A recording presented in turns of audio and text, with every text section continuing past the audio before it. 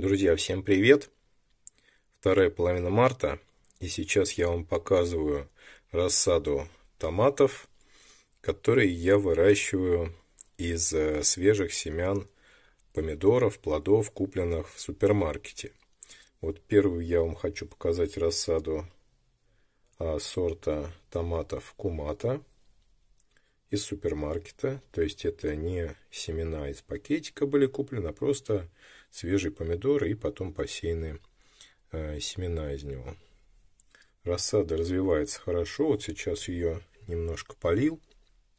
Поливой очень ограничено, потому что томаты не любят залива. Их лучше подсушить, не дополить, чем перелить, иначе могут страдать от корневых гнилей. Поэтому к этому надо быть очень внимательно относиться. К этому надо быть внимательным, к процессу полива. Рассада достаточно крепкая. Единственное, что до момента высадки ее в теплицу еще нужно подождать примерно около 1,5 месяцев. Сейчас еще, конечно, холодно. Она у меня уже достаточно высокая. Провожу я, конечно, подсветку. У меня есть вот такие тут над ней лампы светодиодные. Это обычные лампы на 10 ватт мощностью.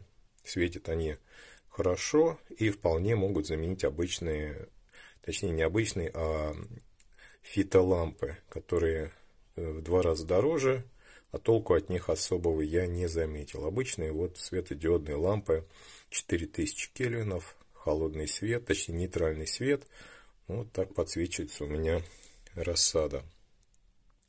Это Кумата. Растет она в достаточно больших емкостях. Это горшки на 2 литра. Скоро буду уже досыпать грунт, потому что, смотрите, здесь было изначально только половина горшка с грунтом досыпана. Сейчас они уже подросли, и можно досыпать, в принципе, даже уже полностью. И корешки заплетут весь этот грунт со временем, к моменту высадки, потому что расти еще, конечно, долго.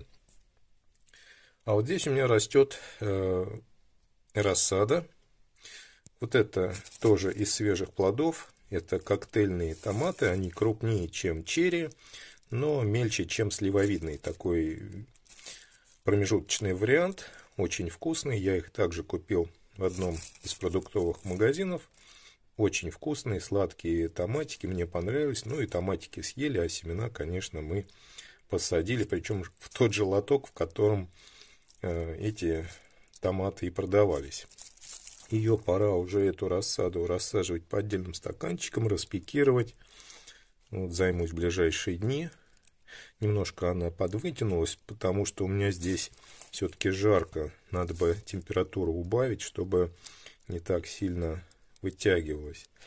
А рядом растет тоже это рассада, но это не из покупных семян, а из своих. И взяты они также из томатов свежих, но уже 2 года назад. То есть они один сезон у меня выросли в теплице, очень хорошо себя показали, проявили сладкие азербайджанские крупноплодные розовые томаты. Какой сорт, точно не знаю. Вот торговое название азербайджанские розовые. Тоже немножко подвытянулось. Но это ничего страшного. Когда я ее рассажу по отдельным стаканчикам, по отдельным емкостям, то, в принципе, она затормозится в развитии. Я ее заглублю, образуются боковые корешки, и все с ней будет хорошо. Это вот рассада, которая как раз будет готова к моменту высадки примерно через месяц. Ее можно будет уже высаживать в теплицу. Кстати, в теплице можно организовать, конечно, еще дополнительное укрытие в виде дуг и укрыть рассаду, высаженную в теплицу, еще дополнительно агроспаном. Хороший прием, который позволяет застраховаться от возвратных ночных заморозков, которые в нашем регионе бывают вплоть до конца мая. Поэтому вот такой вариант тоже. Об этом я рассказывал, как организовать такое укрытие в теплице, временное укрытие. тоже хорошо спасает рассаду не только томатов, но и огурцов, баклажанов, перцев. Таким способом вы спасете свою рассаду от возвратных заморозков, потому что погибнуть может от заморозков даже в теплице. Бывает, ночью случаются заморозки, и рассада гибнет. Такой вариант также возможен. Ну, еще покажу вам вот дополнительно. Это рассада уже цветочных культур.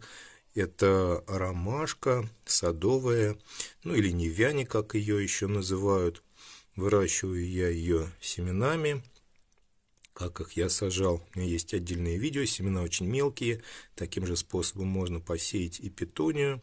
Такой вот гнездовой способ посадки. Не смотрите, что прям так часто она как бы взошла, зачищенная посадка. Ничего страшного, я уже не первый год так сажаю. В дальнейшем эти кустики будут аккуратно разделены и посажены уже на постоянное место. Вполне вероятно, что эти растения, эта рассада успеет зацвести в конце лета. Но вообще, конечно, ромашка, выращенная таким способом, из семян цветет на следующий год, на второй год от посева семян на рассаду.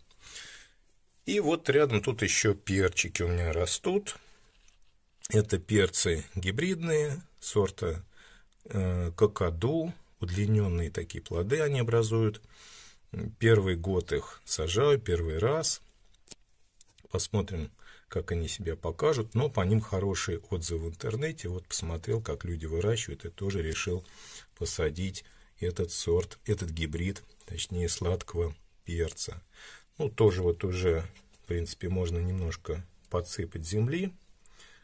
Такая она у меня не особо сильная в этом году, но, может быть, еще особенности вот этого гибрида, такая вот тонковатая ножка, но я, конечно, его еще подкормлю дополнительно кальциевой селитрой, и он, конечно, попрет в рост после подкормки, потому что никаких подкормок пока еще серьезных я не вносил. Ну вот, хорошее растение, тоже требует уже подсыпки грунта. Кстати, вот шарики такие вот у меня здесь, вот видите, да, желтые крупинки, это осмокот, это удобрение, которое очень медленно растворяется, комплексное удобрение, которое добавляет обычно в контейнерные, в растения, которые выращивают контейнерным способом. Оно действует на протяжении полугода. Вот я решил чуть-чуть добавить также и в стаканчики с рассадой. В перцы и в помидоры тоже у меня здесь добавлен осмокот. Хороший он должен дать результаты, но он, конечно, долго действует и растворяется очень медленно. Поэтому, если хотите быстро подкормить томаты либо перцы, то лучше использовать, ну, допустим, для перца кальциевую селитру. По инструкции разводите, размешиваете, разводится она, растворяется в воде очень легко, и подкармливаете ваши растения. Особенно кальциевую селитру, конечно, любят перцы. Они тогда после подкормки такой очень быстро начинают набирать рост, не желтеют. В общем, нужно мне также будет их подкормить. Всем большое спасибо за просмотр, хороших вам урожаев.